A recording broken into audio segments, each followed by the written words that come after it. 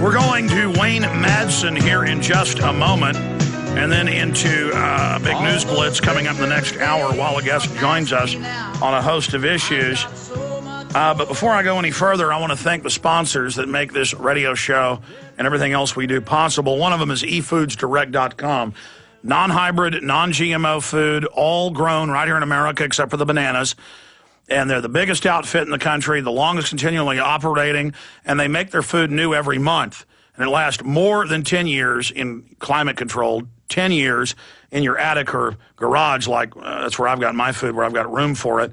And you'll never stand in a bread line if you have your own bread, folks. I mean, now is the time to, ahead of this depression, have storable food. And if you end up not needing it, you can eat your investment. It's high-quality, tasty food. They've got a bunch of different important food lines.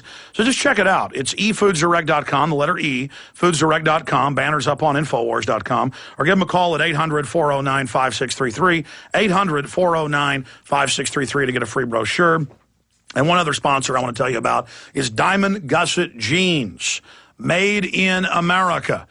You've heard their catchy jingle that everyone around the office sings. Because a lot of people have the show on, and I can walk from office to office during breaks, from room to room, and hear basically everyone singing the jingle. But they're made in America. They got motorcycle jeans, regular jeans, a whole bunch of other great stuff. And you want to check them out at gussetclothing.com. Gusset spelled Gusset, gussetclothing.com. And these things are double sewn in the crotch, because that's where my jeans always seem to tear out when I pick up a box or something, if they're Levi's made overseas. Gussetclothing.com. They sew a diamond gusset in the crotch where you need it most. Blue diamond gusset. Gusset's got it. Others don't. All right. Now I'm going to start. All right, I'm going to stop right there. I was at my mother's house yesterday. I dropped by to drop my children off. I took my wife out to dinner, and my mother had the rebroadcast on in the house. And as I walk in the door, she's singing the Blue Diamond Gusset song. Oh, okay, I'm going to shut up. It's the most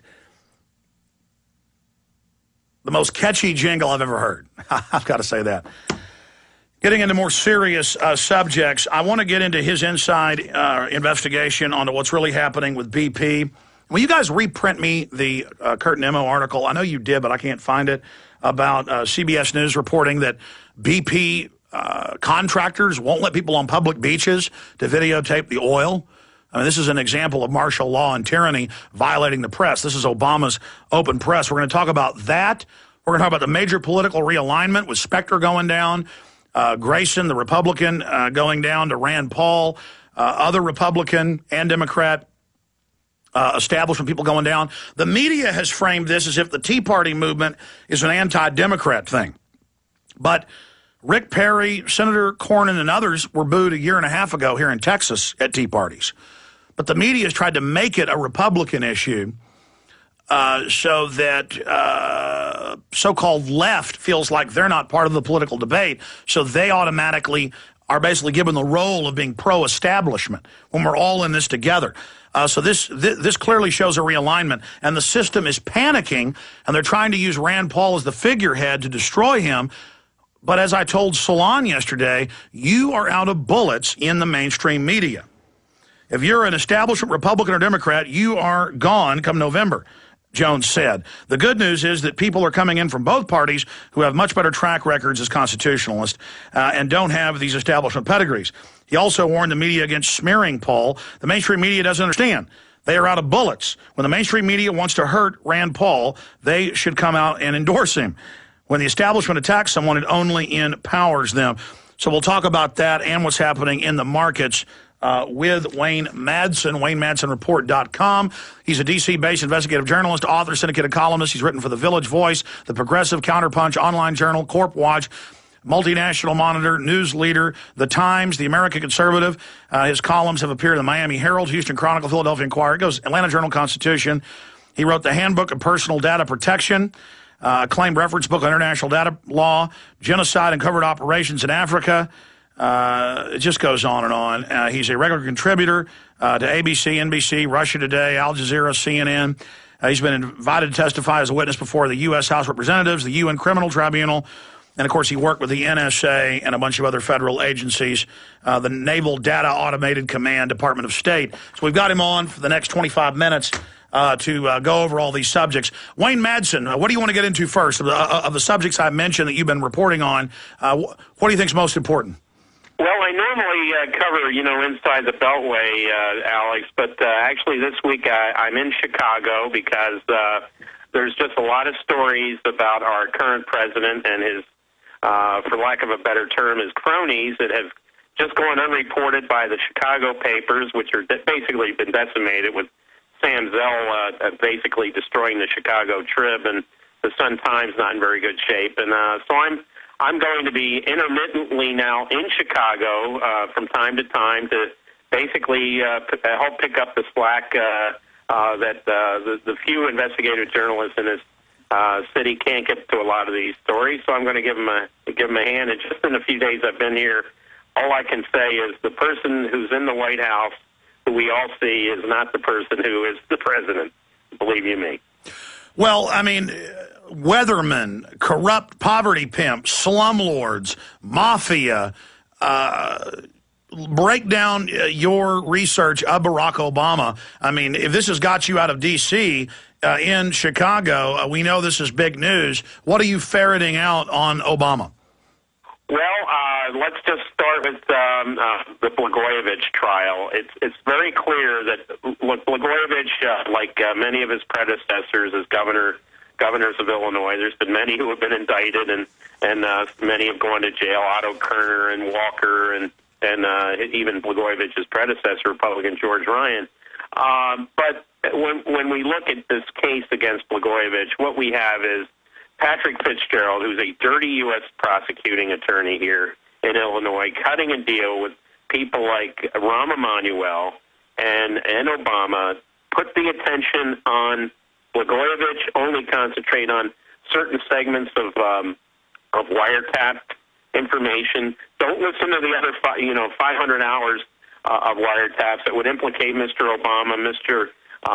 Emanuel, and others, including Alex Giannoulis, who's running for the U.S. Senate, Obama's good buddy, whose bank, Broadway Bank, failed, and Broadway Bank made one of the loans, the initial loan to Resco. We know that Resco put up the money for Obama to buy this $500,000 home in Hyde Park near the University of Chicago, which is not a bad section, by the way, of the South Side.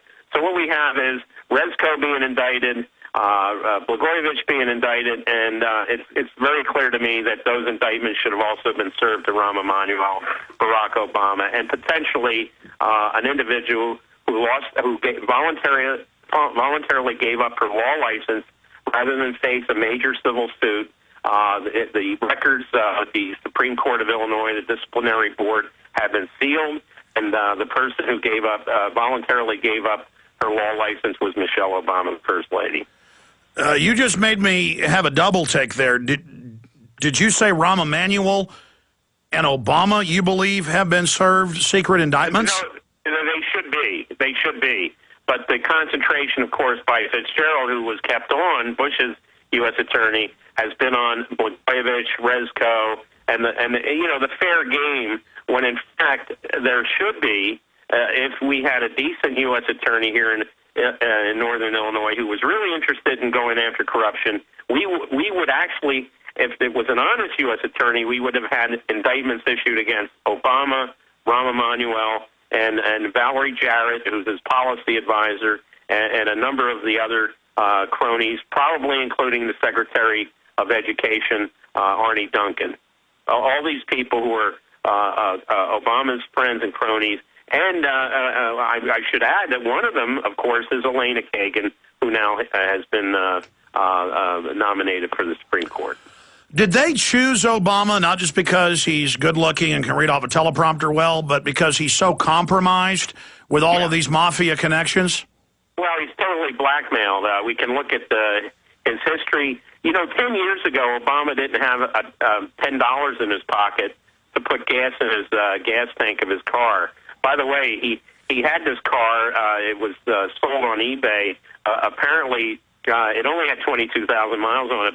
But even at 22,000 miles, apparently the tires were so beat up I have to imagine this guy was peeling rubber on the streets of Chicago and running around town. But, here's a guy he and his wife were being harassed by creditors, credit card collection agencies, and they had 3 salaries. His is Illinois State Senator. His is a part-time professor at University of Chicago, and her salary, and yet they couldn't make ends meet. I mean, if he couldn't pay his own bills then, maybe that's why he can't pay the country's bills today.